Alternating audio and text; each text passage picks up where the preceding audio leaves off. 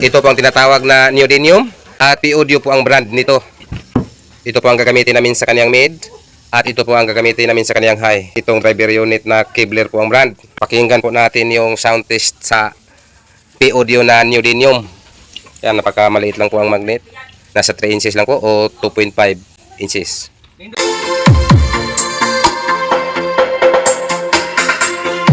Kung makikita ninyo, 250 watts lang po to. So ngayon, ipagpatuloy na po natin yung sound test.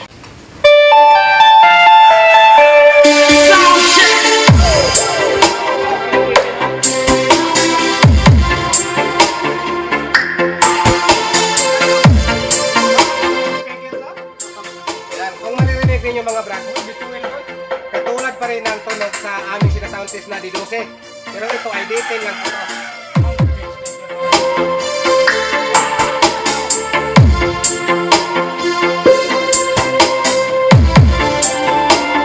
DJ Phil Fuentes Remix.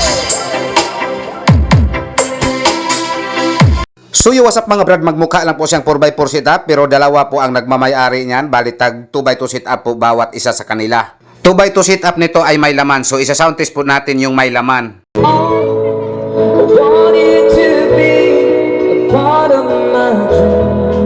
Ang nakaload pala nitong Halimaw 18, ito po ay Live Pro 18 at 1.5. At ito naman kanyang mid-high full range is RX clone. Ang nakaload pala sa mid, ito po ay 600 watts na D12 6K Live Tsunami. At ito namang high, ito po ay BCE 600 na Broadway po ang brand. Testing. So isa sound test po ito namin kahit sandali.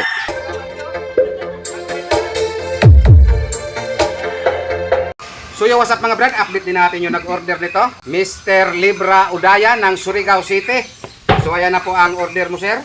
Ito po ang RCA cord, ito po ang speaker wire, at ito din ang speaker na ikakabit natin sa inyong MCBD15 dalawang box. So unbox ko muna to.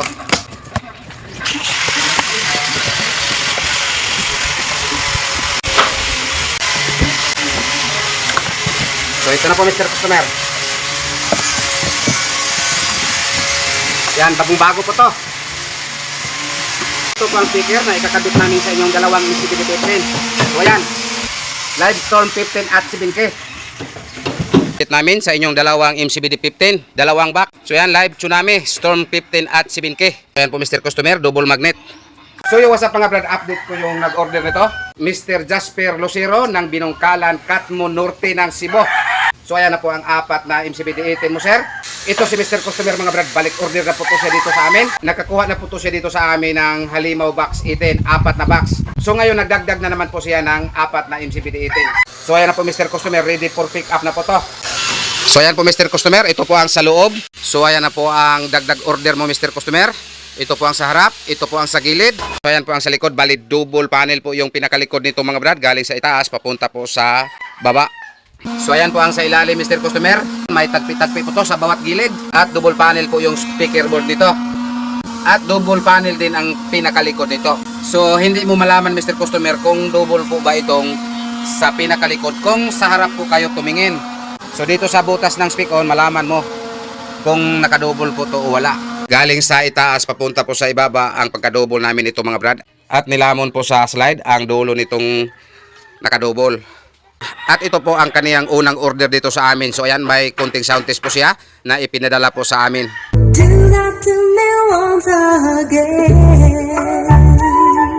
So what's up mga brad, shout out ko lang po yung ating mga viewers.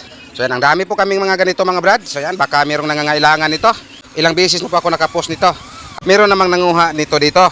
Nang dahil po ay araw-araw po kami nagcutting, ayan po ang dahilan na hindi po ito madaling maubos. So ayan, ang dami po ito dito mga brad. Yung iba sinunog na po namin.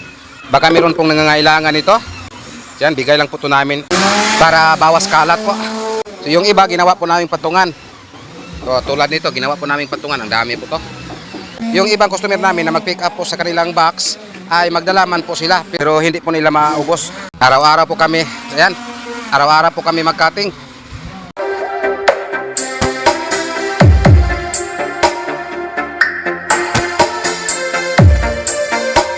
Ito po ang time na pinipick up na po ni Mr. Customer yung dagdag order niya. Dalawang mid-high full range at isang DIY ampli cabinet. Bali, balik order na po to si Mr. Customer dito. So yan, ikinalga lang po sa sidecar dahil lapit lang naman to dito sa amin. Ito po ay papunta sa Linaw, Talisay. Yan, at ito po ang time na binigay na po niya yung kaniyang payment. Salamat! Salamat po, Honopod. Ito po ang una niyang order dito sa amin, MCBD12 4 na box. So shout out sa iyo Mr. Howard Burlaos. Maraming salamat sir sa inyong pagbalik order dito sa amin.